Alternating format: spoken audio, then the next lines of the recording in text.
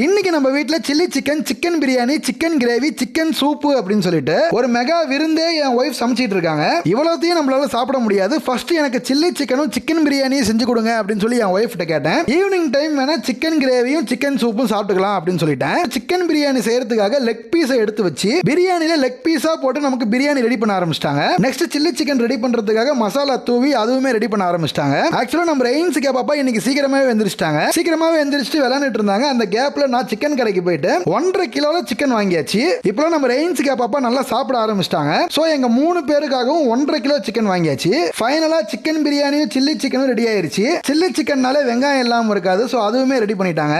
நம்ம ரெயின்ஸ் பாப்பாவுக்கு லெக் பீஸா எடுத்து கொடுத்தோம். சிக்கன் பிரியாணியும் சில்லி சிக்கனும் எடுத்து சாப்பிட ஆரம்பிச்சிட்டேன். வேற லெவல் டேஸ்டா இருந்துச்சு. இந்த பெரிய சைஸ் போட்டோ ஃப்ரேம் வெறும் 699 ரூபாய் கொடுத்துக்கிட்டு இருக்கோம். உங்க குழந்தைங்க போட்டோ இல்ல உங்க ஃபேமிலி போட்டோ இதே மாதிரி போட்டோ ஃப்ரேம் பண்ணணும் அப்படின்னா இந்த வாட்ஸ்அப் நம்பருக்கு மெசேஜ் பண்ணுங்க.